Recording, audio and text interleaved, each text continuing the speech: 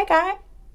Hi, Mason Nation. We are here covering our live election coverage for the evening. So I'm Katlyn Weiser. I'm the statewide chair of Virginia 21.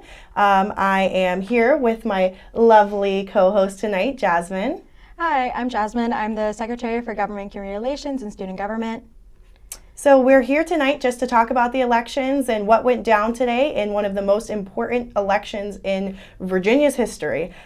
So all 140 seats of the General Assembly were up for election, as well as tons of local candidates as well. So tonight we're going to be having some really cool people on the show. We'll be having an interview with Kara Kline, who is the GMU Dems president, and discussing some of their efforts for the election, as well as discussing some updates on polls, and then further talking with Nick Priebe, who is the president of GMU Republicans, and then also meeting with Brice, the president of Students Demand Action, and then again we'll have an interview with the Young Americans for Liberty.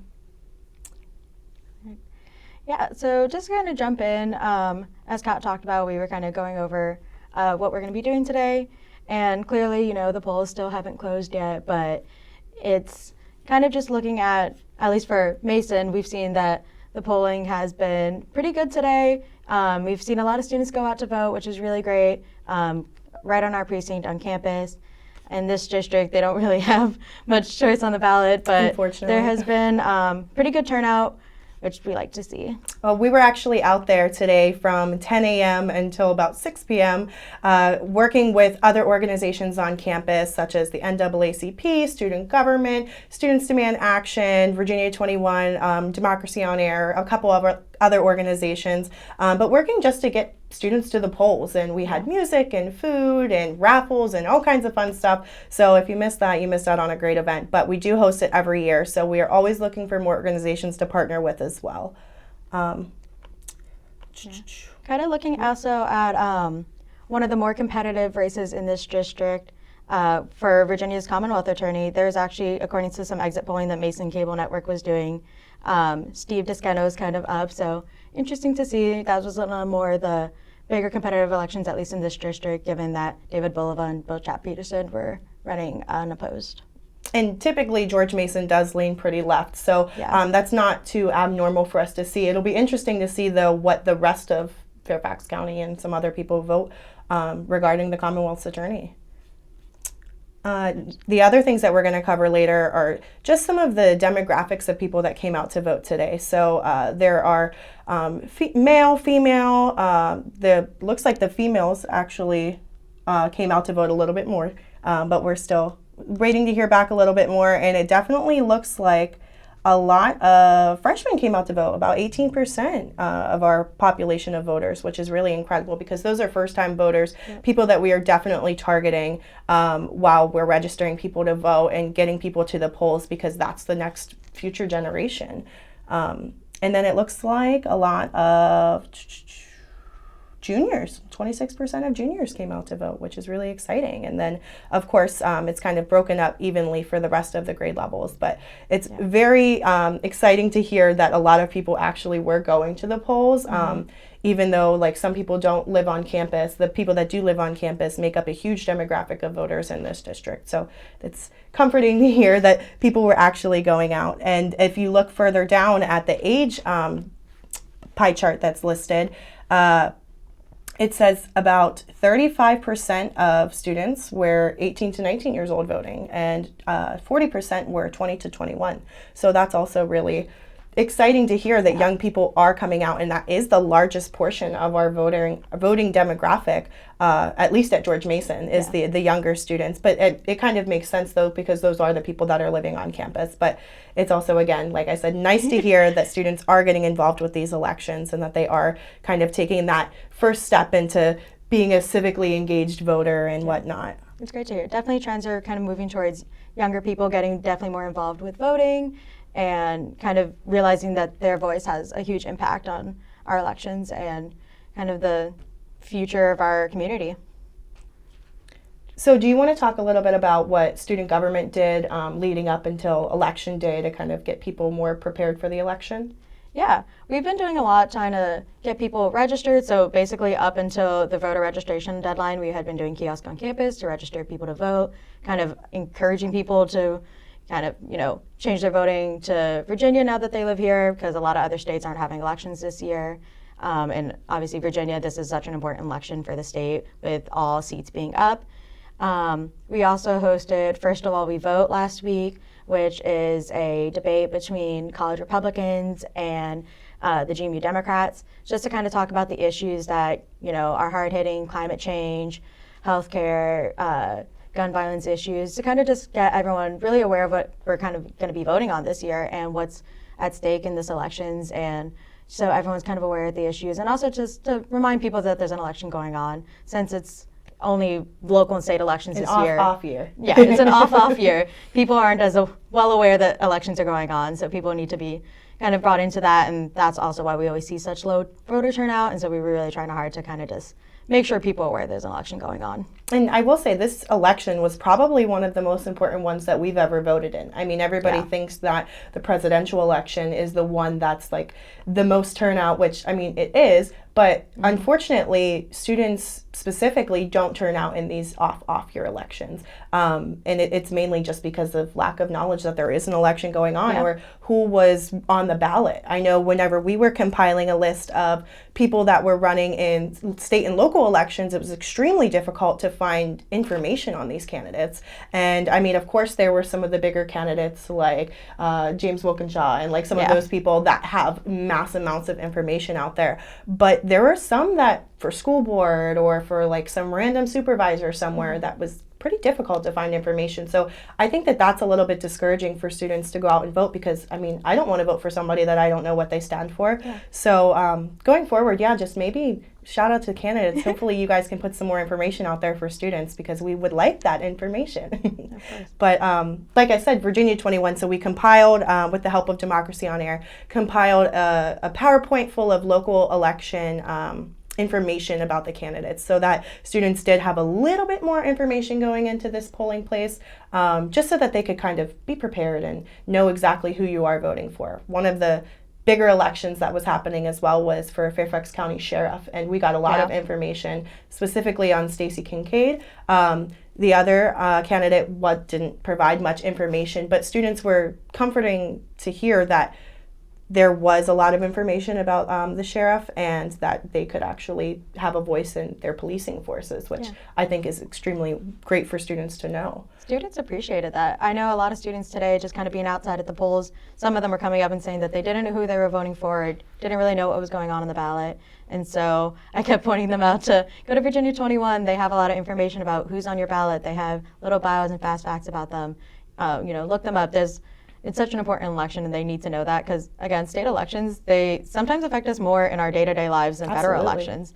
I mean, we're a public school. Our funding comes from, the state legislative, and so that's why it's so important that we care about these issues and vote on them and acknowledge them and understand how they're impacting our day-to-day lives. Well, I actually had somebody come up to me today. It was kind of gave me a little bit of a laugh. They were like, "Well, what's the point of even voting in these elections? Because none of these candidates are going to fix 66." I'm like, actually, they are. Those are the people that directly influence our roads and our infrastructure and just general buildings and roads and lots and whatever in Virginia. Those people in the House of Delegates and the senators in the General Assembly are the people that are making those laws and making those small projects happen in Virginia. It's not the president. It's not your federal senator or your congressman. It's these people directly down in Richmond that are citizen legislature that drive the same road that you drive every day, so they understand the problem. So I think that that's why it's a little bit more important that we kind of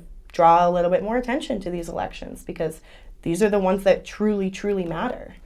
But yeah, Virginia 21 did a lot of work with getting people engaged and educated on this election. That's one of our main priorities is getting people to know what's on, like who's on your ballot and what they stand for. Of course, Virginia 21's main priority is higher education and focusing on making sure that students are supported in the best ways possible. So going into this election, we focused a lot on candidates that were supportive of higher education, but of course we're a nonpartisan organization, so we didn't endorse any candidates or anything like that, but that was the focus of what information we wanted to funnel out to the students, was who's supportive of higher education and who's going to be supportive of your future in general. So that was probably the most hot topic student issue that we found, at least. And I know another hot topic one that Julia Brice will come on later to talk about is gun safety and gun violence on college campuses. That's something that I got questions about every single time we were tabling was, well, what is X candidate going to do to make sure that we're safe in our schools? And that's something that's important to students these days, and a lot of candidates address that in their campaigns and their platforms and whatnot. So I think it's going to be interesting to see who wins and what progress goes forward with that. Yeah, of course. I know kind of through the polling the student media was doing, that you can also see that students had kind of felt that there are a lot of different issues that they were caring about. Civil rights issues are among the top, and also environmental issues. Mm-hmm. Climate change is a huge issue that's really being brought to the forefront that students really care about. 16% of students said that that was kind of the top issue for them. And again, like you said, gun control, higher education, and then also healthcare is another huge one that's definitely being talked about a lot, because again, the state is one that really decides a lot of our healthcare issues, and a lot of people don't realize that. And so that's kind of high priority for them. 16% of students, again, said healthcare is their top issue. I think it's also interesting to see how this hot topic issue graph has changed over the years. Yes. And how whenever I was a freshman, 4 years ago almost, this was not, gun control and ownership was not even a consideration on this chart. Mm-hmm. It was, of course, healthcare and higher education and civil rights, but gun control has become a hot topic issue for these students. And even though only 9% of polling students reported that was a hot topic issue for them, that doesn't excuse the rest of the students across America that are feeling that our legislature is not doing enough to protect us. Whether it's a Democrat or Republican issue, at the end of the day, it's student safety that we care about. And that's the thing that's the most important to us as well. So I think going forward, it will be interesting to see what this new House of Delegates and senators go forward with legislative-wise. Yeah. But I can't wait to watch and see. I know. Now I'm excited to kind of interview some of our other fellow students and hear from them about the issues that are important to them and their organizations.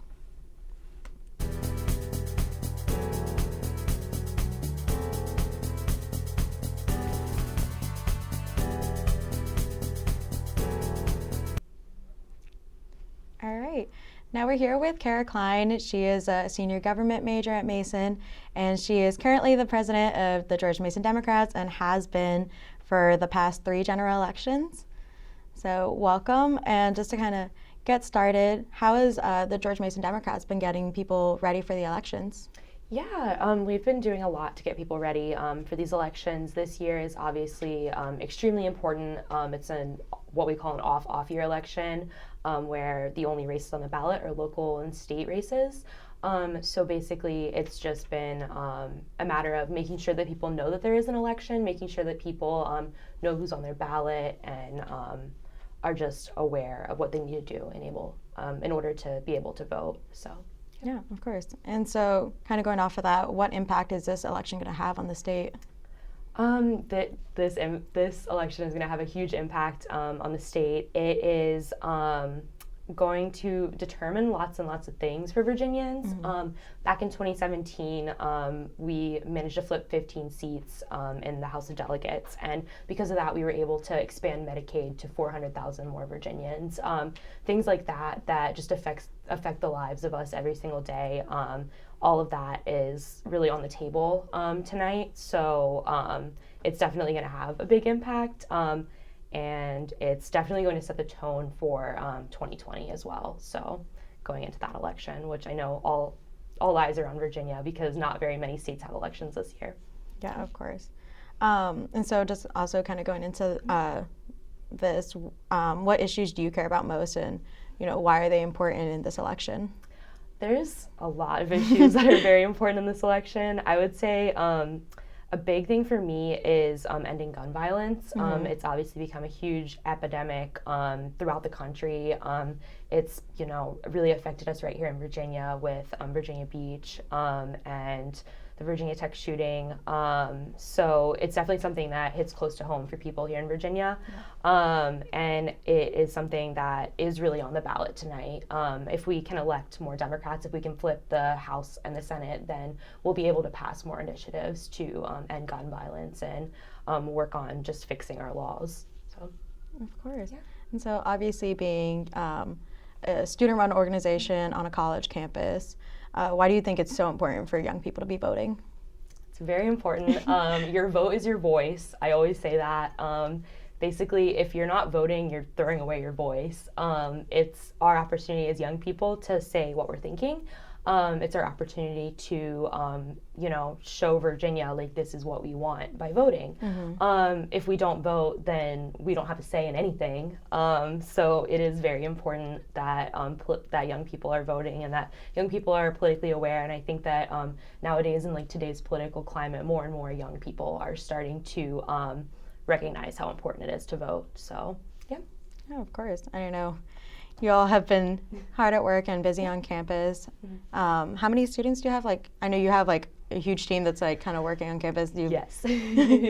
How many in like Georgia Democrats? Yeah. How big is the organization? How much have you been really like going out today and doing the work on the polls? Yeah, we have been. We have a pretty big group. Hard to pinpoint an exact number. We have lots of people that come to our meetings, people that might just come out on the weekends to canvass, whatnot. So we have a large group of people that are involved. We've been doing a lot for this election, going out on the doors every single weekend, making phone calls, texting voters. Been super crucial. And this past weekend we did the same thing. And then today we were out at Merton Hall, 4 a.m., setting up for when polls opened at 6, and we've been out there all day. I just came straight from there. We were handing out sample ballots so that people know the Democrats on their ballots and whatnot. So we definitely have tons and tons of engaged members that recognize like how important it is that we do this work so that people vote and so that they vote for Democrats. Great to hear. And so finally, do you have any message you want to convey to our viewers and also more importantly the voters? Yeah, I guess I just kind of want to go back to the point of being a young person. We have so much power that we don't recognize. Our generation is like the largest voting bloc, but we have the lowest voter turnout rates. It's extremely unfortunate, and I think that people are starting to realize nowadays and like after 2016, like we have to vote, and if we don't vote, then nothing's going to change. So I guess what I really want to say is like, if you're a young person, vote. Your vote counts. It means a lot. Last year, or in 2017, control of the House of Delegates was decided by one vote. So like, if one more person had voted, like things might be different today. So your vote matters, I guess, is what I'd like to say. So, yeah. All right. Well, thank you so much. We really appreciate you being here to talk with us. Also appreciate all the work you do. You're clearly doing a great job on campus, engaging young voters. And so it's really great to see all that you're doing. Thank you so much, Yasmin. I appreciate it. All right, thank you so much, Kara.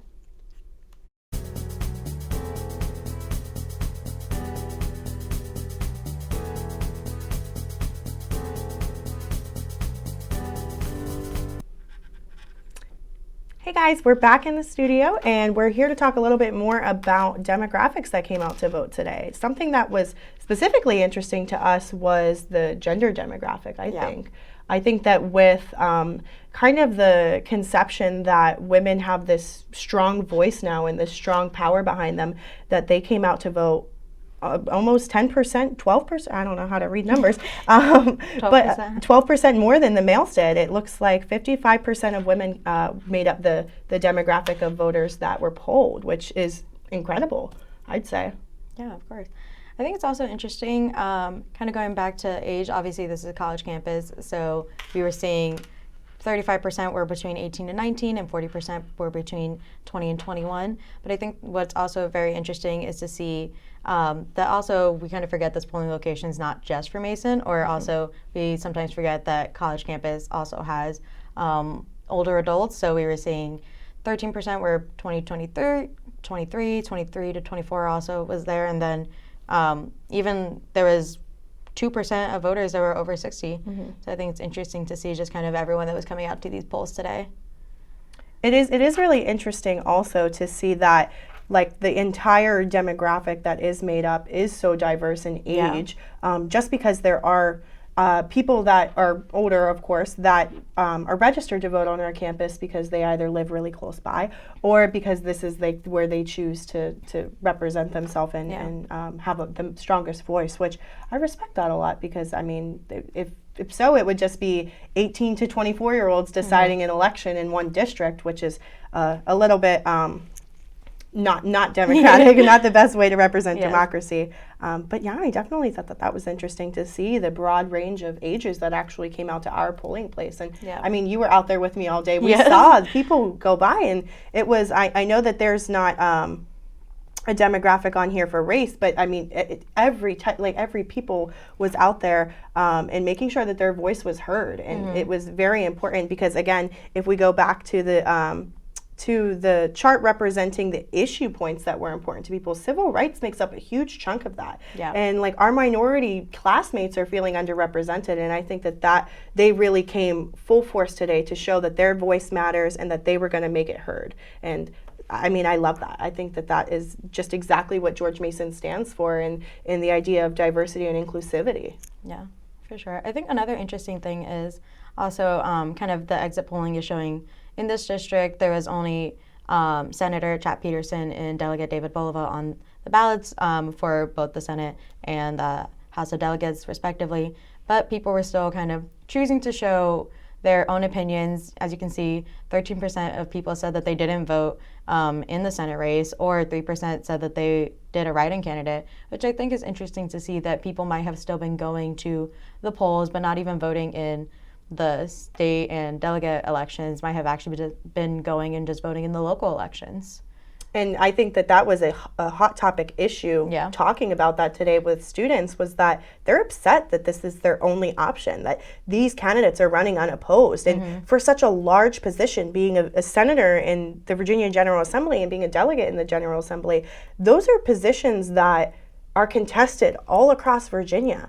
And for these men to run unopposed is a little saddening to me, and I hope going forward in the future we do see some primary opponents and we do see some opponents from the opposition as well, because just because this is a very, I mean, no secret, it's a highly democratic college campus.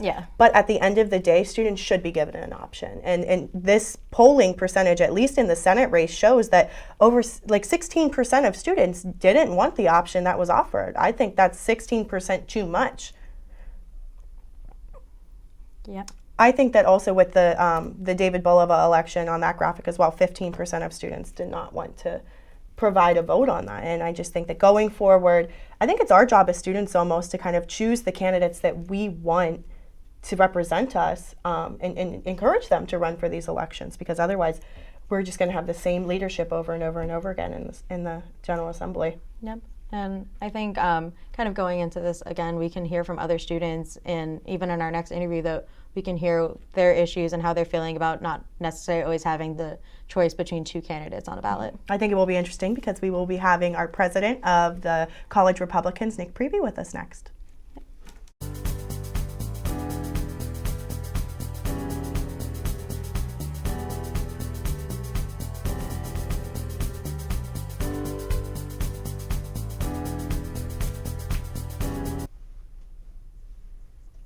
Hey guys, we're back with Nick Priebe, the chairman of the George Mason College Republicans. And Nick, if you want to tell the viewers a little bit about yourself. So I'm the chairman of George Mason College Republicans. I'm a history major, a senior here at George Mason University. I've been involved with the College Republicans for 4 years. Last year I served as the vice chairman, and now here's the president. Wonderful. So how was your organization getting people ready for this election? So we do a lot of work. Since August, since we got back on campus, we've been interning. We've had interns full-time with our members. We have 15 members who work 4 days a week, door knocking, making phone calls, getting the word out about candidates in the area. We do phone banks.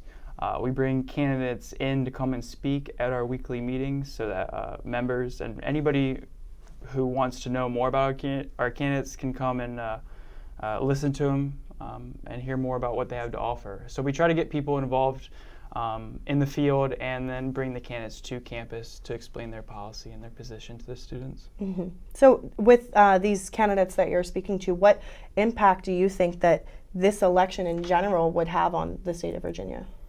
I think the election it's a really big deal. We have we're really at a crossroads in Virginia. I mean, the Republicans have the House of Delegates only by one member, and it was decided by a coin toss. So it's really important. Just depending on how you look at things, do you want higher taxes? Do you want to deal with immigration and the economy? That's your choice. But I think that this election is going to have serious consequences either way. Mm-hmm. So.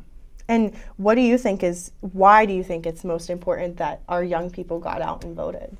Well, simply because these issues affect you. I mean, it may not affect you as much now. Being a young person, you're kind of living on campus. You come out from different states across the United States, so you don't really have to deal with it. But the consequences are, as the people we elect have the control over our taxes and the things that we do and how we spend our money. So it's important to vote for representatives who represent you and aren't willing to spend your money needlessly, and who want the best for their constituents. So that's fair. And what issues do you and the rest of the college Republicans care about most? And could you tell us a little bit about why? Yeah, so I know I've hit taxes hard a little bit, but taxes are really important. And I mean, over the past 5 years in Fairfax County, housing taxes have actually went up 26%, which is incredible considering how much people already pay to live in the area.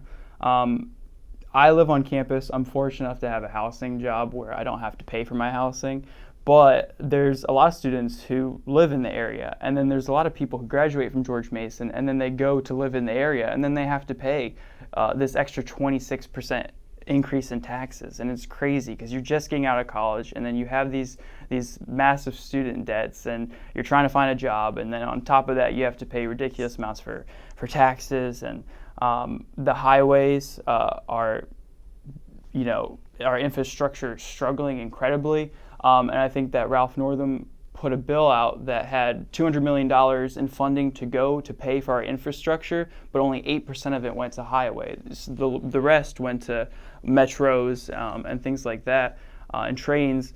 So only 8% of that $200 million to fix our highways. And I mean, that's incredible considering the state that the infrastructure is in right now. So. More people probably drive on the highway than ride the metro. Use the highways, mm-hmm. Right? So is there any overarching message that you want to relate to our viewers and voters in general? I mean, we still have 22 more minutes that the polls are open, and if you're in line, stay in line. Right. I think that the biggest thing is to make your own decision. I think that it's important to research the issues, research what's going on in the area around you and what each candidate stands for. At the end of the day, each party is going to have their ballot sheets, their sample ballots, and they're going to tell you who to vote for. And that's fine if you want to do that. But if you really want to learn the issues, if you really want to learn what's wrong with the area and how we can improve it, how we can fix education or transportation or taxes or healthcare, any of these things, then it's important to do your own personal research. It's important to learn more about these candidates, and if you can, get involved in the process. Go out and meet these candidates, or door knock for them, or make a call, write a letter. Be involved in the great democratic process that makes our country so great. And not to change the subject or anything, but you also mentioned to me earlier that you guys were involved with a lot of different campaigns. Can you talk about some of the ones that you were particularly interested in? Yeah, Tim Hugo, House of Delegates, he had a really, really close race. Last time around, I think he won by 100 votes. Mm-hmm. And he represents, a really important area. And then his representation also, he also represents the state. Mm-hmm. At the state level, he's a high-ranking member in the House of Delegates. So it's really important that we get him the support that he needs. So we had 15 full-time interns working each campaign in the area. DJ Jordan, Pat Harity, Tim Hugo, but Hugo's campaign was really important because Hugo has been a really good voice for making sure that our tax dollars aren't spent needlessly and making sure that our school systems are doing the best that they can. So we put a lot of effort into him, but we also put a lot of effort into Harity and DJ Jordan. And I think it's going to turn us out some great results this time around. So. And I will say, I've met with Tim Hugo a couple times before, and what an incredible guy. He really does truly fight for college students, and those are some of his biggest issues that he fights for is making sure that all college students are not only prepared in college for their academic endeavors, but also following college and making sure that you have a steady life set for you. So I truly respect him for that and all the work that you guys have done. But thank you for joining us today. We really appreciate it. Thank you for having me. Thanks.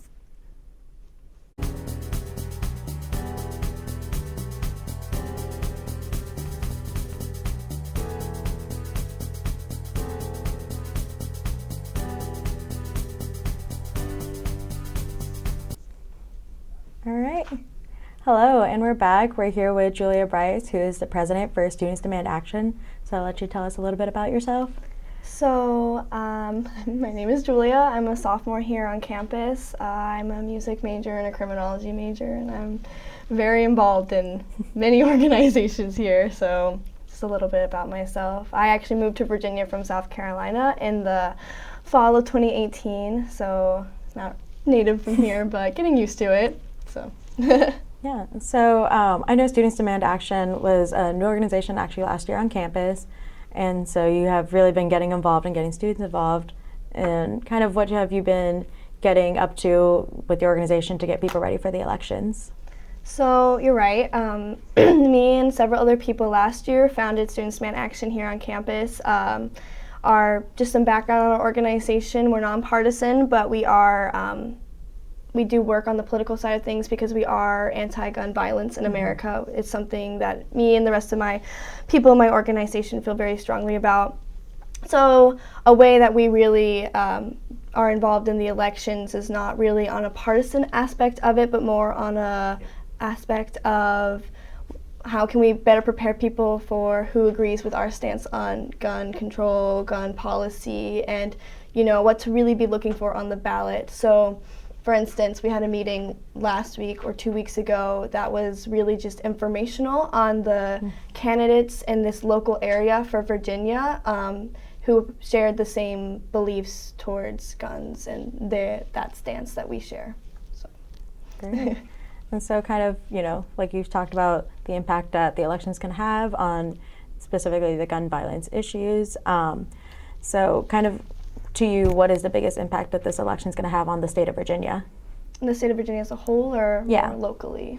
The state of Virginia as a whole. Well, the reason why local elections like this are so important is because local elections like this will lead towards the bigger elections, which is how it will eventually affect Virginia as a whole.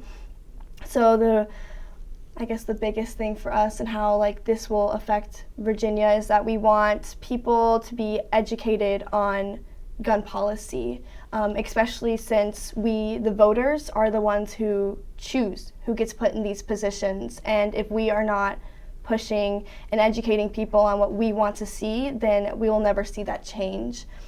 So for Virginia as a whole, we want to elect candidates who will represent our interest, which is something that goes more than just gun violence and gun control, things like that. But really what we're looking for more specifically is things like teachers in schools, whether they should be armed or not. That's something that we look for, which would be something more local election tied.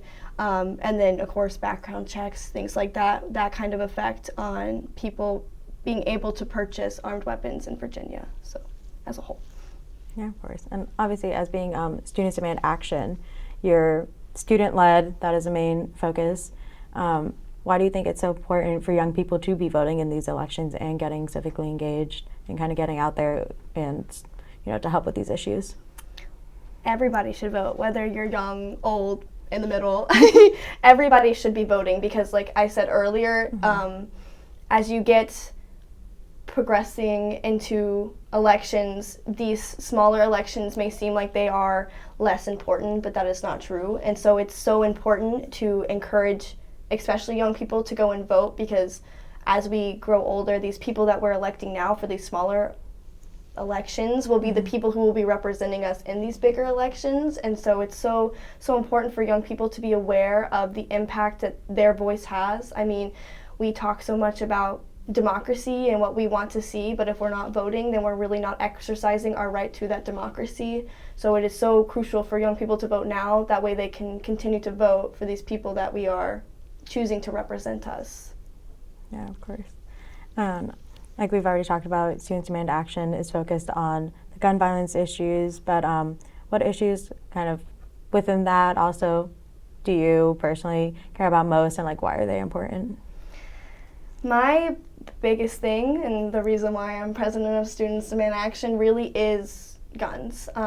While I can see both sides, usually from both, whether it be on the more conservative side or the more liberal side, the thing that will always, at least for me personally, make my deciding factor will be how my candidate or my representative feels about gun violence, and not even in just specifically like gun control, whether it be background checks, but just how they want to solve the issue of gun violence. And so I know that I've reiterated that so many times, but it is something I really do feel so passionate about. I grew up in a home where it was, from a young age to now, I mean, I grew up seeing the impact of guns in a home. I mean, my mom was very like, absolutely not. But I'm thankful for that, because now I'm to an age where I can see truly like how it affects around me. So that is something that I really care about. That's something I'll continuously care about. Yeah. I saw you sharing those concerns today. I know you guys were also out at the polls today. Yes. Tabling, kind of talking to students about your organization, going in while they were going to vote. How was that? I love tabling. I table for anything. So it was nice to go and be able to, as an organization, table as well outside of an actual polling event, because we spend so many meetings talking about elections, so many meetings talking about candidates and bills that we want to pass and congressional things. So it was nice to actually be out there amidst other people who were also supporting that right to exercise, or to vote, like that right that we have. So I loved it. It was great. I know everyone else who was with me also much appreciated it. It was great to have conversations to people who were genuinely interested as well about what our stance was as well. So great.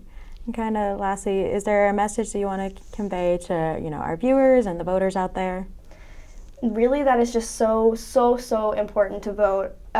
All ages, whether you're 18 or 50 or anywhere in between or anywhere above, it is so important to vote, because while we can talk about these issues going on like in our society today, if we're not going out there and voting, then we're really not making the difference that we can make. So it is the only message I would say is vote, and there's 10 minutes left, so Yep, if you're in line before 7, you're good to go. Exactly, so yes. Well, it was great talking to you, Julia. You do a lot with Students Demand Action. You're very active on campus, and it's great to see a newer organization being so involved and so politically active on campus. Thank you. Thank you so much for talking with us. No problem.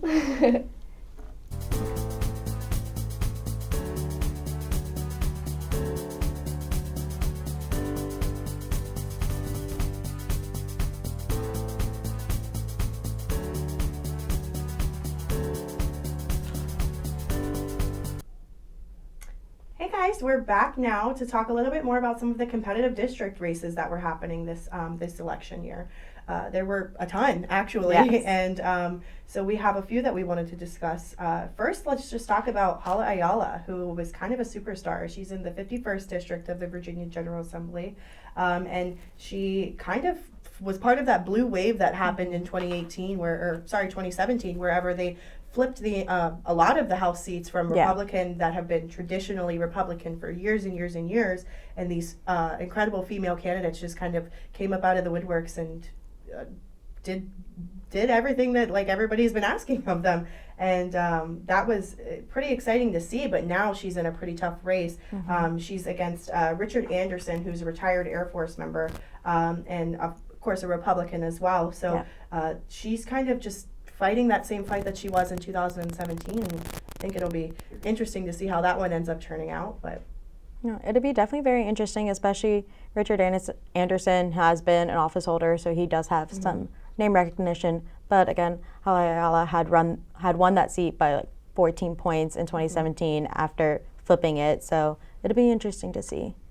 And I don't know if most people know that only 17 of Virginia's 100 state delegates are women, and she obviously wants that number to drastically increase. So there were more women candidates running as well, challenging even primary seats and Republican women that were coming forward. So it's not just a Democratic women wave, but it's kind of all over. Everybody in general. Women are feeling that they can have more of a voice and have a say in these legislative sessions, and I think that that's extremely important. But it will be interesting to see how that race turns out, and if the district will go back to Republican. I mean, it's only been one session, but I mean, it will be interesting to see. It'll be interesting to see.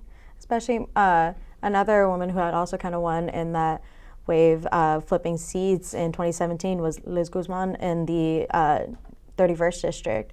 And she's being kind of going against right now DJ Jordan, who is a Republican candidate. And it'll be interesting to see because she had flipped that seat from being a heavily Republican district. It had been held by the same incumbent for many, many years when she flipped the seat.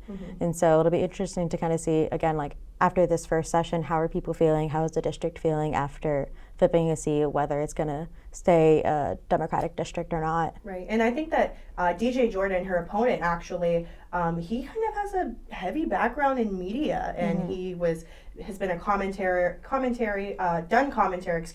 for CNN and Fox News and some other news sources like that. So he kind of has that presence, and he kind of has that charisma that maybe could be competitive in Elizabeth Guzman's race. Again, interesting to see how that will play out. But again, she was in that blue wave too, and it will surely be a show. And I'm sure the election results are already starting to get counted and roll in soon. And and then also kind of going lastly into another really competitive district is District 40, which is currently held by Delegate Tim Hugo. But Dan Helmer, who is a Democrat going against him, he's been very involved in politics for many years now in Virginia, so he does kind of have that name recognition. But it's interesting to see how that election will turn out. It's been, that district kind of goes a little bit back and forth right now, and so it'll be interesting to see who they kind of choose to go for. Well, what's funny actually is that Tim Hugo and Dan Helmer are both two just household names that people know, not only because Tim Hugo holds the seat right now, but because of how competitive his race was last time that he ran. And I mean, we had Nick Priebe, president of College Republicans, on earlier, and he was talking about how Tim Hugo won that seat by only 100 votes or some sort of number around there. But I mean, he's lived in Fairfax County for over 30 years. People know him. People have elected him already. And then Dan Helmer comes in, who also has that name recognition. So this one's kind of a toss-up. I don't even know that I'd be able to make a prediction. And I know that talking with a lot of people who are involved in Virginia politics still kind of have that same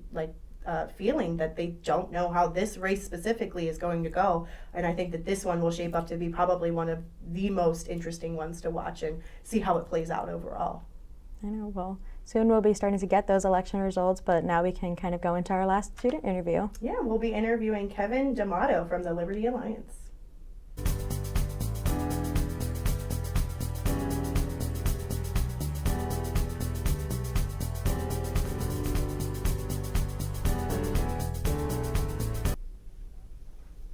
Hi guys, we're back now with Kevin Damato from Liberty Alliance, which is an organization on George Mason's campus that he's going to tell you a little bit more about, and maybe about yourself as well.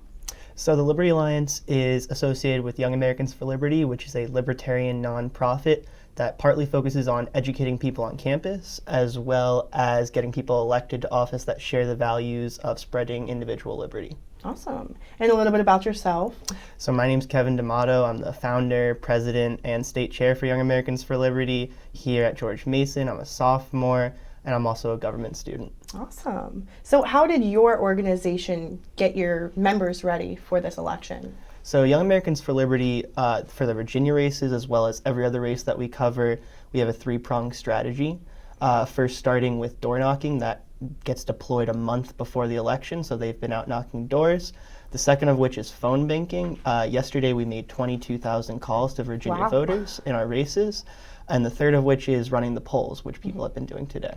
Awesome. And how do you think that this election will have an impact on the Commonwealth? So ultimately, it's going to depend on who wins the state legislature, obviously, and policies will change as a result. But I think the more interesting point here is it's going to be a referendum on Donald Trump and the GOP at large nationally, and we'll really see where Virginia voters are feeling ahead of 2020. And why would you say it's important for young people to vote? Or in a whole, why does your organization think it's important for young people to vote? So everyone understands that as you get older, you become more complacent in your voting and you don't want as much drastic change. I think there's systematic problems in our government that only young people have the political courage and capital to actually tackle. And I think that going forward, we plan to do so. I love that. Well, that's awesome that you're getting people motivated and making sure that they are aware of what's going on around them and that they don't just have to vote straight up and down the ballot, because the Libertarian Party is a third party, as we all know. And I think that sometimes people are looking for that other option. Absolutely. And I love that work that you're doing. But I'm curious, what issues do you guys care about most, and what's most important to your organization as a whole? So looking for the Virginia election specifically here, there's a couple different things that we're looking at, but specifically we really want to be economically competitive with the other states around us. So we're in Northern Virginia here, and we know that the potential for growth is tremendous, but we see a lot of obstacles. Things that we want policy-wise to change going into the future would be fiscal austerity, lower taxes, and a lot of deregulation to kind of let us compete with a lot of these other places around us. We have things like Amazon coming into the state, but we can get a lot more overall if we started to get those economic competitive policies as well. And what would you say is your most important message that you would like to relay to our viewers? So I would say to everyone watching that it's not about the political party, it's not about the Republican or Democrat next to them on the ballot. It's going to be about selecting candidates that want to give as much liberty back to you as possible, giving you as much power over your own life. And it's easy to get caught up in the rhetoric that we have nowadays, but I think that we ultimately know that the voters make the decision not only for the Commonwealth, but the country at large. And if you could share with us a little bit, what specific races were you guys particularly interested in? Because, I mean, it hasn't been broadcast too much that there are many Libertarian candidates running. So if you could share a little bit about, like, some of the candidates that you guys were supporting. Yes, so door knocking for and whatnot. Absolutely. We had endorsed 8 candidates throughout the state in the state legislature.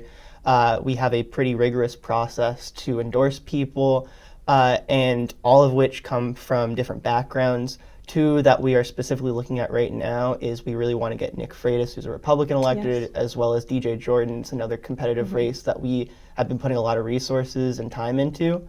And I would say those are the 2 that we've been focusing the most on recently. So do you guys have volunteers from your organization that go and work on these campaigns as well? Or? Yes, we have hundreds of people going out and knocking doors, as well as the phone bankers that we talked about previously. So we had people phone banking here at George Mason as well as throughout the country. Well, that's awesome. And I'm glad that you are giving students that extra option and kind of taking the politics out of it almost and coming straight down to the policy, because I think that that's something that libertarians are often credited with, is that they do take the nasty politics that the Democrats and Republicans argue over and come down to, well, this is how we want things to be run, and we don't care about all that extra fuss going on and whatnot. So I really credit you guys for that. That's incredible work that you're doing. Thank you so much. Are you specifically focused on anything going forward, any specific policies or anything like that that you'd like to see the General Assembly take up that would be of interest to your organization?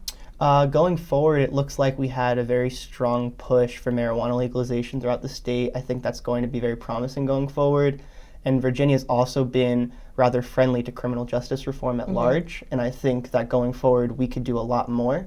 We've done a lot, but I think that as a state we really have to push for bold reforms and really fixing the broken system at hand. Mm-hmm. I know that that's something that in Virginia 21, we have a couple meetings with different elected officials, but also with appointed people by the governor. And I know that the office that works with clemency has been extra busy in the past couple of years, especially under Governor Northam's administration.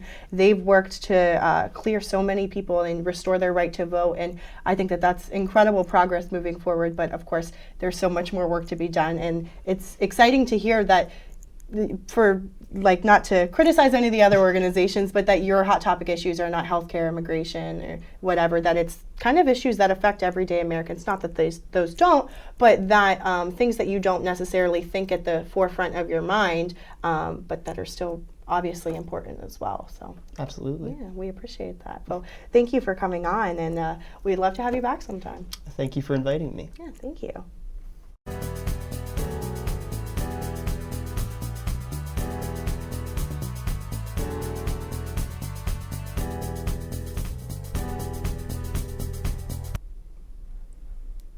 So we're back now, and we just wanted to take a little debrief of all the people that we talked to today.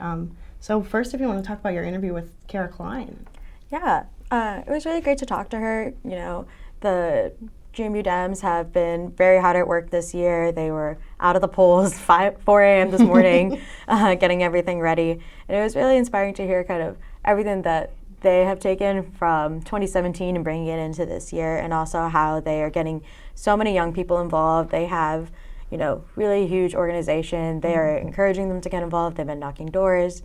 They've been phone banking. So it's really nice to hear that they've been getting students very civically engaged, especially a lot of freshmen too. Mm-hmm. And they are one of the largest political organizations, if not the largest political organization on our campus. Yes. They have tons and tons of members, so I'm sure they don't have any problem finding volunteers for things. Sure. But I met with Nick Priebe, the chair of the GMU College Republicans, and it was really interesting to kind of gain his perspective on how these elections went. And it was kind of funny to see that some of the people that Kara said that she was focusing on for competitive districts, obviously Nick was focusing on those as well, and that they had similar tactics to kind of move forward and find whoever the clear winner is of the election. And I really respect that it's kind of a fair playing field, and that people play nice with each other, and even though at the end of the day it is politics, they still kind of work in similar fashions. And it was interesting to hear a little bit more about the races that he got involved with, and that how they have, I think he said they had 15 interns working for campaigns across Northern Virginia districts. So that was really exciting to hear too, that not only are people just getting involved on the Democratic side, which is kind of typical for college campuses, but also that there were tons and tons of Republican students that were making sure that their voice was heard and that they were getting involved too. Of course, yeah. And I also talked to Julia Brice, the president of Students Demand Action, and it was great to hear from her with this nonpartisan organization that students are still getting involved and getting involved with civic engagement. It's a nonpartisan organization that focuses primarily on gun prevention issues, but they're also focused on the elections, getting people educated about them, making sure that people know what they're going to be voting for, because again, all those people that they're going to be voting for is going to affect the issues that they care most about. And so it's great to talk to her. She was saying how they have a lot of students that have gotten involved. It's a new organization, and they've grown really fast in the last year. And so it was really inspiring to hear that there's so many different ways that students can get involved in, politics on campus, getting civically engaged, even if they don't necessarily want to be in the GMU Dems or College Republicans.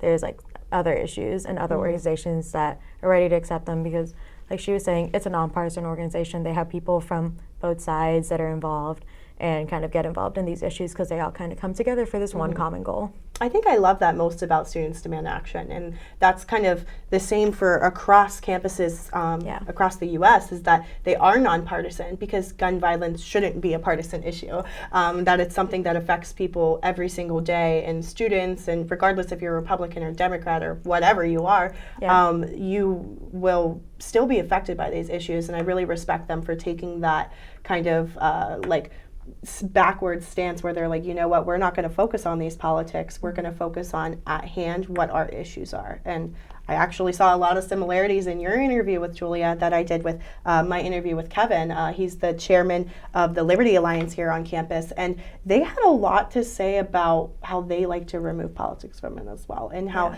they focus a lot on just fiscal policy, of course, and other types of social issues that like Republicans and Democrats even sometimes don't touch. So he mentioned criminal justice reform and legalizing marijuana, things like that sometimes aren't at the forefront of everyone's campaign. Yeah. But to hear that those were important issues going into the legislative session for them, that was kind of different to hear and a little bit refreshing, that not everything has to be so dirty with these politics, that things can kind of be as they seem. So I really enjoyed that conversation as well. But it's going to be an exciting night as these results start to roll in. I'm sure the polls closed 12 minutes ago, so I'm sure that there are results already pouring in.